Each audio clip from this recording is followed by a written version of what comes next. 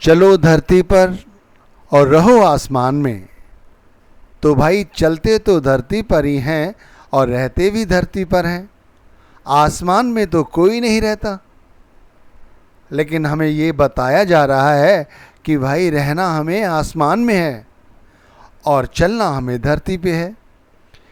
इसे ऐसे समझो, एक चेतना उस लोक से यानी सचखंड से उतरती है और इस मृत्यु लोक यानी इस पृथ्वी पर माँ के गर्भ में ठहरती है। दोबारा समझो, एक चेतना उस लोक से इस लोक को आती है, उस लोक यानी सचखंड से धरती पर आती है और माँ के गर्भ में ठहरती है। फिर वो जन्म लेती है, पलती है, बढ़ती है और फिर एक दिन वही चेतना फिर उसी लोक को वापस चली जाती है। एक चेतना उस लोक से इस धरती पर आती है, इसे यहाँ माँ का गर्भ में कुछ समय के लिए रुकना पड़ता है। फिर ये पलती है, बढ़ती है और एक दिन फिर यहीं से वापस हो जाती है, उस लोक उसी सचखंड में पहुँच जाती है जहाँ से वो आई है। ये क्रम चलता रहता है, यही हमें समझाया जाता है। हमें ये सोचना है कि जब वो जीवात्मा, वो चेतना जब धरती पर आती है तो खाली होती है, बिल्कुल खाली, और जब यहाँ से वो जाती है तब भी वो खाली ही जाती है। लेकिन कहा जाता है कि जब वो यहाँ आती है तो वो अपने साथ कर्मों का फल लेकर आती है। उस कर्मों के फल को उसे इस मृत्यु लोक पर भुगतना पड़ता है और जब वो यहाँ से जाती है तब वो यहाँ से ठीक उसी तरह कर्मों के फलों को साथ लेकर जाती है। जब एक चेतना यहाँ पर जन्म लेती है, माँ के गर्भ में ठहरती है, तो यहाँ पर उसे कहीं गरीब घर में जन्म मिलता है, उसी चेतना को कहीं बहुत रईस घर में जन्म मिलता है, कहीं उसे किसी और जगह मध्यम वर्ग में जन्म मिलता है। लेकिन मिलता तो इसी तरह है ना। अब एक चेतना उसे मध्यम वर्ग में जन्म क्यों मिला, या एक ही चेतना को यदि उसी समय कोई दूसरी चेतना धरती पर आई है तो उसे किसी राजा का घर क्यों मिला, गरीब का घर क्यों नहीं मिला? क्योंकि वो चेतना अपने साथ कर्मों के प्रभाव को साथ लेकर आई है। ठीक इसी तरह जब यहाँ से चेतना वापस जाती है तो फिर वो अपने साथ कर्मों के फलों को साथ लेकर जाती है। ये हम बड़ी ही सरलता से देख सकते हैं, समझ सकते हैं। इसमें कुछ ऐसा नहीं है कि ये हमें जब ही पता चलेगा जब हमें कोई समझाएगा। इसे ऐसा कुछ भी नहीं है समझाने वाला, हम इस ओर अपना ध्यान नहीं देते। थोड़ा सा ध्यान देने की ज़रूरत है। बहुत से लोग ऐसे होंगे जिनके माता पिता इस वक्त उनका साथ छोड़ चुके होंगे। बहुत से लोग ऐसे होंगे जिनकी माता हैं, पिता साथ छोड़ गए होंगे। और यदि माता पिता हैं तो बहुत से ऐसे लोग होंगे जिनके बाबा दादी यहाँ से जा चुके हैं। तो भाई जो लोग चले गए हैं उनसे पहले भी बहुत सारे लोग चले गए हैं और कुछ लोग जाने की तैयारी में हैं। तो वो ऐसे ही तो जाते हैं, इसी तरह तो जाते हैं कि चेतना चली जाती है। शरीर के अंदर जो चेतना है वो चली जाती है और शरीर यहीं रह जाता है। फिर उस शरीर के साथ हम क्या करते हैं हम सबको पता है। इस विषय में ज़्यादा क्या बात करनी। बात तो चेतना की है कि उस चेतना जो यहाँ से जाती है वो क्या लेके जाती है।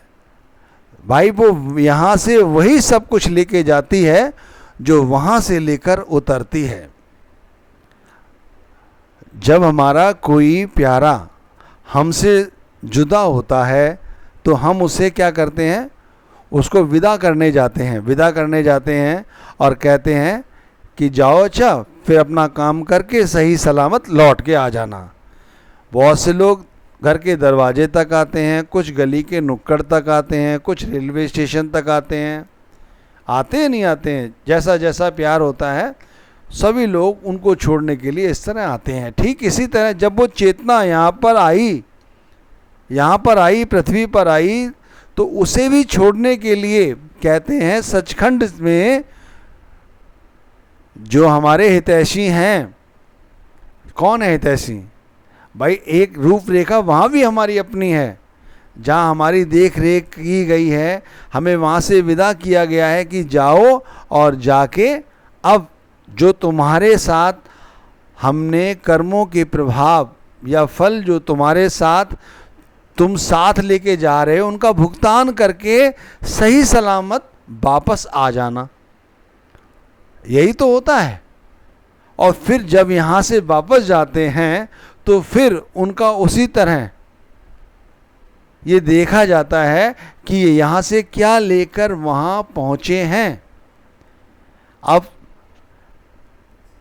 जो यहाँ से लेकर गए उसी हिसाब से वहाँ पर हमें सम्मान प्राप्त होता है। बिल्कुल आम जिंदगी में है, बिल्कुल आम जिंदगी में जो हमारे साथ होता है वही वहाँ पे किया जाता है, कुछ अलग नहीं है। ध्यान रखिए, आपके घर परिवार में ही ले लीजिए, अगर आप 2-3 भाई हैं तो यदि आपका एक भाई बहुत ज़्यादा पढ़ा लिखा है, ठीक है, और पढ़ा लिखा होने के साथ साथ अच्छी नौकरी करता है, अच्छी जगह रहता है, तो उसे जो सम्मान मिलता है वो आपसे अधिक मिलेगा। जो व्यक्ति लड़ता है, झगड़ता है, काम नहीं करता है, उससे ज़्यादा उसे सम्मान मिलेगा, इज्जत मिलेगी। यदि तीसरा है, कोई लड़ता झगड़ता नहीं है, फिर भी मध्यम वर्ग में है, फिर भी खुनसैला रहता है या ईर्ष्या करता है, कुछ और करता, तो उसको उस तरह का आदर मिलेगा। ठीक इसी तरह जब यहाँ से आत्मा जाती है, चेतना जाती है, तो उसे उसी तरह वहाँ पर सम्मान मिलता है। जो आत्मा सभी कर्मों को जो लेके नीचे उतरी थी, वो अपने सभी कर्मों के फलों को भुगत कर बिल्कुल निर्लेप यहाँ से सब कर्मों के फलों को उतार कर उनको भोग कर बगैर किसी कर्म के फल को लेकर ऊपर जाती है, तो वो फिर वापस नहीं आती। यहाँ से जो चेतना वापस जाती है बगैर किसी कर्मों के फलों को लेकर, चाहे कर्म अच्छे किए हों चाहे कर्म बुरे किए हों, ये भी समझ रखा होगा अपने सत्संगों में कई बार समझाया गया है कि यदि हम चाहे अच्छे कर्म करें चाहे बुरे कर्म करें, अच्छे कर्म करेंगे तब भी हमें कर्मों के फलों को भुगतना पड़ेगा, बुरे कर्म करेंगे तो भी हमें कर्मों को भुगतना पड़ेगा। अच्छे कर्म करने के बाद और बुरे कर्म करने के बाद भी हमें इन दोनों के कर्म फलों को भुगतना पड़ेगा, लेकिन कर्म फल से मुक्ति नहीं होगी। कर्म फल से मुक्ति जब ही हो सकती है जब हम पुराने कर्मों का भुगतान करें और नए कर्म ना बनाएं। अब ये कोई छोटी भक्ति नहीं है, ध्यान रखिए, ये कोई छोटी भक्ति नहीं है, ये बहुत ऊंची भक्ति है। यहाँ पर व्यक्ति या जो चेतना है उसे हर वक्त ये याद रहे कि मैं क्यों यहाँ आई हूँ और हमें यहाँ से वहाँ जब पहुँचना है तो फिर हमारा वहाँ जो सत्कार किया जाए वो किस तरह का किया जाए। हम जितने भी जीवात्माएं हैं ये चाहते तो यही है कि हम बार बार इस 84 में हमें ना भटकना पड़े, पर चाहने से क्या हो जाएगा? आप समझिए, चाहने से कुछ नहीं होता। हर व्यक्ति ये चाहता है कि वो यहाँ से जब जाए तब उसे वो गति प्राप्त हो जो ऋषि मुनियों को होती है। लेकिन क्या वो गति प्राप्त हो सकती है? जिस व्यक्ति ने या जिस चेतना ने या जिस जीवात्मा ने सारी जिंदगी माया के वशीभूत होकर ही सब कुछ बिता दी, तो क्या अंत वेले यदि वो कुछ भक्ति करता है तो क्या वो कर्मों के प्रभाव से बच जाएगा? नहीं बच सकेगा भाई। वहाँ पर चेतना जो है देखी यही जाती है कि जब वो वहाँ पहुँचे तो किसी भी तरह के कर्मों के फलों को लेकर ना पहुँचे, सभी कर्मों को यहीं पर भुगत कर जाए और अन्य कोई कर्म ना बनाए। अब ये कैसे संभव है? तो भाई ये संभव इस तरह है कि जो लोग केवल देखा देखी की भक्ति करते हैं, मन मर्जी की भक्ति करते हैं, उनसे तो कभी भी ये कर्मों का प्रभाव जो है, जो फल है, वो पूरी तरह से समाप्त नहीं हो सकेगा। आप चाहे गीता ले लीजिए या कोई अन्य धर्म ग्रंथ ले लीजिए, सभी में एक ही बात समझाई गई है कि जो कुछ करते हो, जो कुछ कर रहे हो, जो कुछ सोच रहे हो, या जो कुछ करोगे, या जो कुछ किया है, वो सब कुछ उस परमात्मा को सौंप दो, उस परमेश्वर को सौंप दो। महाराज कृष्ण ने गीता में कहा कि तू सब कुछ छोड़कर मेरी शरण में आ जा। अर्जुन से उन्होंने यही कहा, तुम सब कुछ छोड़कर मेरी शरण में आ जाओ, मैं तुम्हें पाप रहित कर दूंगा, तुम्हें सब कर्मों के फलों से मुक्त कर दूंगा। यही तो कहा। यही बात गुरु घर भी कहता है, यही बात सतगुरु का भी संदेश है कि तुम इस नाम की कमाई करो और पूरी तरह से अपने आप को सतगुरु को समर्पित कर दो, पूरी तरह से। सारी आस्था, सारा विश्वास, सारी आसक्तियाँ, सब कुछ गुरु के चरणों में समर्पित हैं। यदि कुछ अपना है तो वो सिर्फ नाम है, सिर्फ नाम। और नाम की कमाई भी ये सोच के नहीं करनी है कि हमें मुक्ति प्राप्त करनी, हमें ये सोच के करनी है कि यही हमारा कर्तव्य है, हमें भेजा ही इसीलिए गया है कि हमें सिर्फ नाम की कमाई करनी है और कुछ नहीं। मन तो बहकाएगा, मन तो फुसलाएगा। अब आप खुद सोचिए, जब चेतना यहाँ आई तो खाली हाथ आई। उसके कर्मों के फल जो थे वो भी चेतना नहीं देख सकती। अगर देख सकती या समझ पाती तो जब वो यहाँ जन्म लेती है, पलती है, बढ़ती है और उसके साथ कोई गलत काम होता है, जैसे हम ही हैं, यदि हमारे साथ ही कोई गलत काम होता है, हमारे पैर में एकाएक कोई चोट लग जाए या हमारे संग कोई और अन्य दुर्घटना घट जाए, तो हम क्या कहते हैं, परमात्मा ने ऐसा क्यों किया? क्या हमें पता है कि ऐसा क्यों हुआ? क्योंकि जब हम वहाँ से यहाँ आए, हमारे साथ ये कर्मों का प्रभाव हम साथ लेके आए हैं कि हमें इस वक्त ये चोट लगनी ही है, और उसी समय लगती है, और उसी को लगती है जिसको होना होता है। अब देख लो, कई बार आपने देखा होगा, बहुत सारे लोग बैठे होते हैं और कोई जीव जंतु काटता है, उसी व्यक्ति को काटता है, उसी की मृत्यु होती है, किसी अन्य की तो नहीं होती। तो भाई कर्मों के प्रभाव को नहीं टाला जा सकता। इसीलिए कहा गया है कि जब यहाँ चेतना आई तो अपने साथ कर्मों के फलों को साथ लेके आई। तो कोशिश हमें ये करनी है कि हम जब यहाँ से जाएं, यानी हमारी चेतना जब इस लोक से उस लोक को जाए, तो वहाँ हमारा उसी तरह सत्कार किया जाए जिस तरह घर के उस बेटे का सत्कार किया जाता है जो पढ़ा लिखा है, जो सबकी इज्जत करता है, जो सबका मान आदर करता है।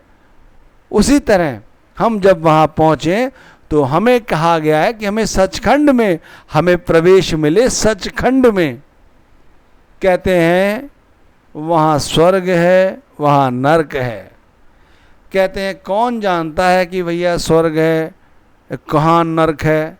लोग, बहुत सारे लोग दिमागी लोग हैं, वो इस तरह की बातें करते हैं। अरे मरने के बाद किसने देखा स्वर्ग, किसने देखा नरक? अरे भाई ये इस पृथ्वी पर ही ले लो, हम बार बार थोड़े से लोभ लालच के लिए लड़ते झगड़ते हैं, ये नरक से कम है क्या? आप समझो, नरक से कम है क्या? छोटी छोटी बातों पर क्रोध करते हैं, झगड़े पालते हैं। समझ नहीं आता हमें कि हमें किस लिए यहाँ भेजा गया था।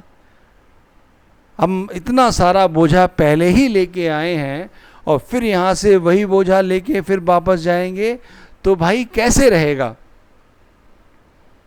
तो जैसे सत्संग का शीर्षक रखा गया है कि चलो धरती पर रहो आसमान में।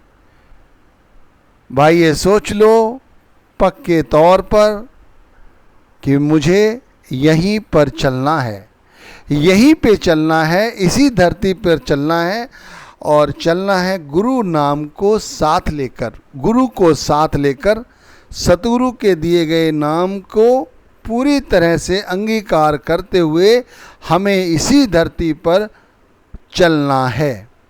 जो भी हमारे कर्तव्य हैं वो पूरे करने हैं, लेकिन 24 घंटे हमें उस सचखंड में रहना है जो उस लोक में है। उसकी सोझी अभी से हमें इसी लोक में रखनी है, तब जाकर हम वहाँ पहुँचेंगे। कहते हैं कामी पुरुष जो होता है उसका ध्यान हमेशा ही अपनी कामिनी में रहता है। जो लोभी पुरुष होता है उसकी आसक्ति हमेशा ही उस पदार्थ में होती है जिसका वो लोभ करता है। कहते हैं जो चोर होता है वो चोरी करने के लिए उस पदार्थ पर ध्यान रखता है, लगा रहता है और जगा रहता है। इसी तरह मैं आपसे ये अनुरोध कर रहा हूँ कि हमें पृथ्वी पर रहना है, पृथ्वी पर चलना है, इसी पृथ्वी पर चलना है। लेकिन यहाँ पर जैसे हम सोच रहे हैं कि हम ये रह रहे हैं और हमने ये घर परिवार बना लिया है, थोड़ा साजो सामान इकट्ठा कर लिया है, यही सब कुछ है, तो ये धोखा है।